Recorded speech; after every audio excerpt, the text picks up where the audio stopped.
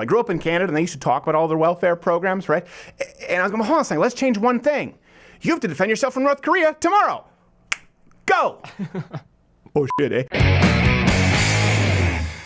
Here's my question of the day. I'd like to hear you comment below. Where do you stand on NATO and the United States involvement? Of course, Trump's recent actions. Does the U.S. have any part of NATO? Does it serve a legitimate purpose, unlike the UN? In 2018, let me know. I do think that we should, but I think people need to be upholding their end of the bargain, and I don't think we should be in the UN at all. So, to set the stage, the media, of course, has responded to what Donald Trump has said regarding NATO and people paying their fair share. They say that all this is something, Russia. He is still spouting Moscow's line. So when he goes to the Swedes and say, oh, you're not a member of NATO, but you participate from time to time, and the United States should be like that too, he means it. The Russians have told him that. You couldn't script this week better if you were Vladimir Putin. Because what he wants above anything else is the collapse of the Western Alliance, divisions within NATO. Like his whole world collapsed. He is doing the very thing that Vladimir Putin would want a Western leader to do more than anything else, and that is to undermine NATO. He could not be doing Putin's bidding more effectively if he were an active agent of Vladimir Putin and the KGB. He couldn't do it more effectively if he were actually Putin zipped up in a Donald Trump skin, acting like Trump when he's still Putin, and we had that fact-checked by Snopes. Here's what President Trump actually said about NATO. It's very sad when Germany makes a massive oil and gas deal with Russia, where you're supposed to be guarding against Russia, and Germany goes out and pays billions and billions of dollars a year to Russia. So we're protecting Germany, we're protecting France, we're protecting all of these countries. And then numerous of the countries go out and make a pipeline deal with Russia, where they're paying billions of dollars into the coffers of Russia. You know, we're protecting Germany, we're protecting France, we're protecting everybody. That's you again. And yet we're paying a lot of money to protect. He's right. He's right. Now, unlike the UN, NATO serves a purpose, especially if you look at, you look at what happened, the encroachment in Europe, and, again, kind of some people got it wrong back then. But like all agreements, the contract is only as good as the parties who've signed it. And upon signing their agreements with NATO, you're talking about members, countries, contributing countries, they were required to pay at least 2% of their GDP for defense. Almost none of them have met that. By the way, hit the notification bell or subscribe to Mug Club for the daily show if you're subscribed and you haven't already, because apparently subscriptions on YouTube mean nothing. So hit that bell. So what have these countries been paying? You curious, Courtney? I'm going to go with very little. Very little. It seems you're painting with a little broad brush. Good thing we have someone from the worst country in the history of man here to fact check. Canada is 1.3%. France is doing pretty well, actually, at 1.8. Good for the French. Sorry about Joan of Arc. That was a screw up. Germany, 1.2. Belgium, 0.9. And then actually the only country, this is what I find so funny, and it ties into the major point, Luxembourg, the only country with a higher average income than the United States, at 0.44%. Well, yeah, you can invite anyone with universal income if you don't have to pay for your own crap. In contrast, the United States, we pay close to 4% of our GDP. Fun fact, at 2.4%, Greece pays the second most. I know. And they can't afford anything. What are they protecting at this point? We are protecting our protests. They're always protesting in the streets. We think they have that right. Mamma Mia 3 is on its way. Yes, Mamma Mia 3. Is Pierce Brosnan singing again? God, please tell me he's not singing again.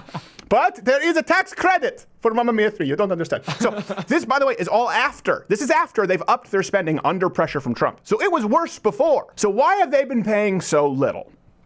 And this is why I think Donald Trump is absolutely correct in here. He didn't go, first off, the Russia thing, you don't go out there and slam people for doing business with Russia. What is it? Is he trying to get business on the side for his real estate in Russia? We've heard that. Or now is he, you've got to pick a side here. This is a double secret Russian ploy. It's 8D chess. It's 8D chess. He's saying he doesn't like Russia and he doesn't want them spending money with Russia because secretly he does, and he's Putin zipped up in Trump's. Also, Val Kilmer's in there. It's like Val Kilmer with Putin on his shoulders in a Donald Trump suit. It's just a Russian doll set. It's just a Russian doll set. So why have they been paying so little? And that's the question. It's a pretty simple answer. General socialist malfeasance. Yeah. Some of the worst offenders are the biggest spenders on the welfare state, surprisingly. Yeah, I should have sometimes used it. It's unsurprising. Let me do that. I'm not a big fan of sarcasm. It's almost as I was saying, it was the opposite. France, they spend, I think, 31%. Is that it, Sven? Yes, 31%, Sven Computer, on GDP, their GDP on social welfare programs. Belgium at 29%.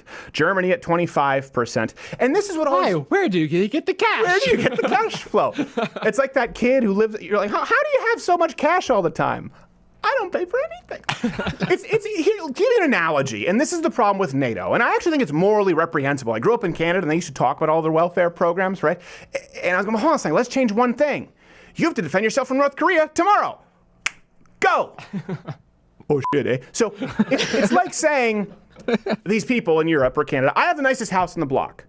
I have the nicest house in the block, and we've never had a break-in. But their neighbor is paying for the gate, and security system, and dog. And because you're not allowed to have guns, when you call, we come with our guns to help you because you suck. That's what this is. You can brag about it all you want. What kind of military defense capabilities do these other countries have? That's, I think, an important question. The U.S., by the way, it's the only country to rank above Russia and China in military strength. Right? So you got the United States, and then Belgium's down there at 68. But right after the United States, we've got Russia and China.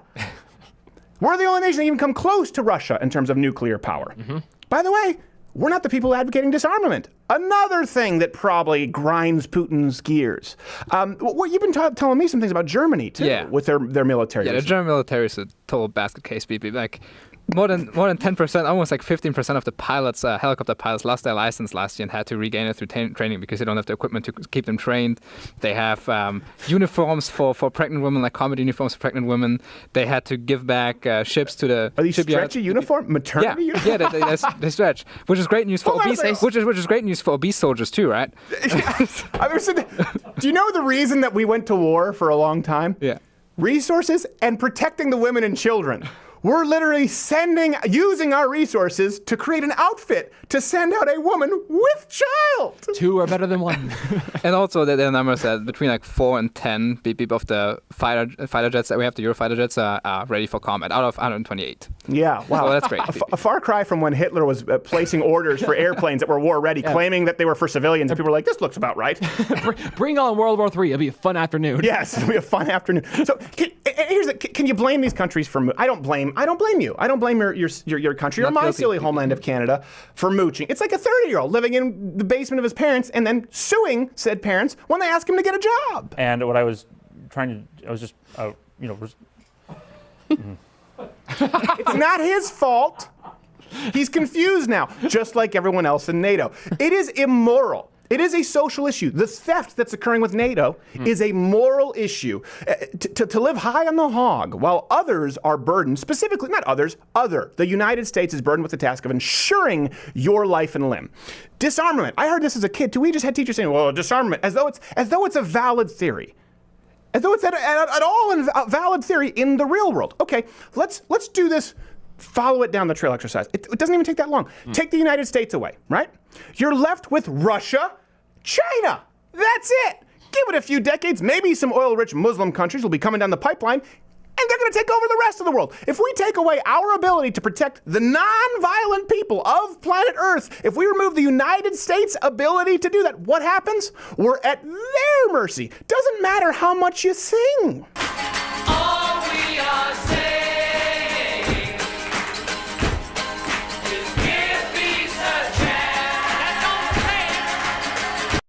And he was shot dead. Lesson learned. Hey there, YouTube viewer. If you like this video, I would say subscribe, hit the notification bell, or watch one of these videos playing in a box that we've personally uploaded and programmed for your viewing pleasure. The problem is now, in today's day and age on YouTube in 2018, any of those 3 things that you do, any of those 3 buttons that you click will take you directly to a Seth Meyers video. So stay here and join Mug. Get off of here. Go to loudwithcrowder.com/mugclub. It's the only safe place you can go and join.